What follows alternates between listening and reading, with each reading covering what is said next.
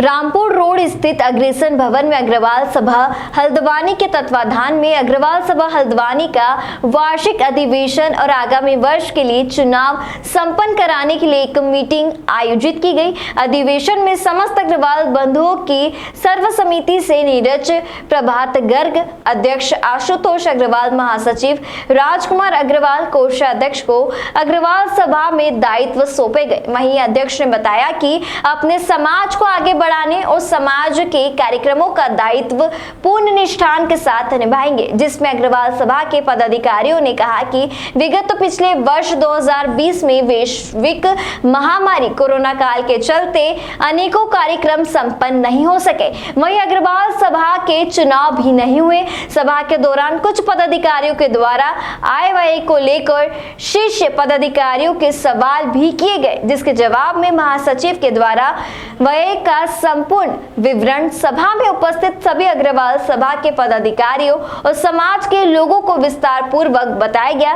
साथ ही यह भी कहा गया कि यदि समाज के किसी भी व्यक्ति को जानकारी चाहिए तो वह महासचिव से प्राप्त कर सकता है। अधिवेशन कार्यक्रम में कैलाश चंद्र अग्रवाल, सुशील कुमार बंसल, राकेश गर्ग, बद्री प्रसाद गुप्ता, वेद प्रकाश गुप्ता, आवेश गर्ग, पीयूष गोयल, भगवान साहे आदि लोग इस दौरान मौजूद थे।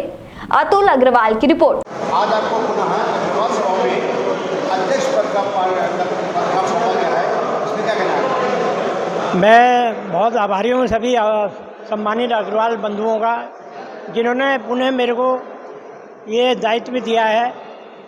ये जिम्मेदारी मुझे जो है अग्रवाल समाज को मजबूत करने में और सर्व समाज के लिए काम करने में अपना मुझे टीम को लेकर के कार्य करना है। और जो हमारा अग्रसेन जयंती का कार्यक्रम होता है उसको हम इस वर्ष बहुत ही भव्य और सुंदर तरीके से मनाने की कोशिश करेंगे। और सर्व समाज के लिए भी हमें काफ़ी काम करने हैं। ब्लड डोनेशन और वृक्षारोपण आदि कई ऐसे कार्य है। और हमारा समाज द्वारा पार्क का भी निर्माण पार्क भी देखभाल की जाती है, जो कि सर्व समाज के लिए ही है। होली मिलन कार्यक्रम है, प्याऊ है, ऐसे कई कार्य हैं जो अग्रवाल समाज द्वारा किए जा रहे हैं। और आगे भी हम अग्रवाल समाज के द्वारा सर्व समाज के लिए कई कार्य करेंगे, ऐसी मुझे उम्मीद है। आप सबका सहयोग मिला तो हम सर्व समाज के लिए कई काम कर पाएंगे।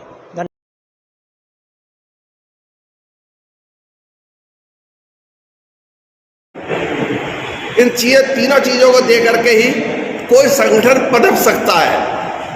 कहावत है, संघे शक्ति कलयुगे। संगठन के अंदर ही शक्ति होती है। जो समाज संगठित नहीं होता उसके अंदर कोई शक्ति नहीं होती। उदाहरण के रूप में ले लीजिए आप, आज हिंदू समाज संगठित नहीं है तो चंद वो जो असामाजिक तत्व है वो संगठित होकर के हमारे ऊपर किस कदर हावी है। आप किसी भी जो टीवी डिबेट चलती है उसमें किसी भी व्यक्ति से, उनके धर्म के व्यक्ति से आप ये नहीं कहलवा सकते कि जो उसने किया ठीक किया है, गलत किया। उसका बचाव सब करने को तैयार है। और विरोध करने पर कौन बैठे हैं? हमारे धर्म के लोग, हमारे बिरादरी के लोग, हमारे समाज के लोग। तो ये क्यों है? क्योंकि हम असंगठित है।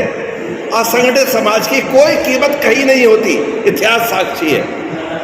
इतिहास को अगर बचा के रखना है तो हमें अपने समाज को संगठित, कम से कम अपने समाज को संगठित कर ले। हिंदू धर्म तो बहुत लंबा चौड़ा है, लेकिन अपने समाज को संगठित कर ले। क्यों नहीं आते, इस पर आत्मविवेचना करने की आवश्यकता है। सबको सोचना पड़ेगा, मुझे भी सोचना पड़ेगा, आपको भी सोचना पड़ेगा, और जो नहीं आए उनको भी सोचना पड़ेगा। जब हम एक दिन नहीं आ सकते तो समाज में हम काय के लिए आए? हम आपके यहाँ गए, बंधु लोग गए, आपने चंदा दे दिया, इतिश्री हो गई। चंदा देना मात्र इतिश्री नहीं है। चंदा पर्याप्त नहीं होता। पर्याप्त होता है आपको समय देना। अब उस समय लगते हैं, आप उस समय भावुकता से लगते हैं, फिर नए नए सुझाव भी निकल के आते हैं। जब आदमी उसमें लगेगा तो उसकी परिस्थितियाँ देख करके नए सुझाव देगा। जब उसमें लगेगा ही नहीं तो सुझाव क्या देगा? वो घसी पिटी नीतियाँ चल रही हैं, कुछ जो कई साल 10 साल से चल रही है उन्हीं का अनुपालन होता रहता है। उन अनुपालनों में कोई सुझाव हो सकता है क्या कि हम कुछ और को अच्छा कर सकते हैं क्या? इन पर विचार करें, ये विचार करने की ज़रूरत है। और इस विचार के साथ ही मैं ये निवेदन करूंगा कि अब तो जितने आए, लेकिन अगली दफा जब कभी भी इलेक्शन हो, जनरल मीटिंग हो या कोई साधारण मीटिंग भी हो, तो अधिक से संख्या में अपने लोग उपस्थित हों। उसका एक ही तरीका है, तरीका ये है कि हम जितने लोग यहाँ उपस्थित हैं वो 10 जनों से कहें कि भाई आप बैठक में क्यों नहीं आए। हर जितने लोग बैठे हैं ये, हर व्यक्ति 10 जनों से कहे आप आज की बैठक में क्यों नहीं आए, और आप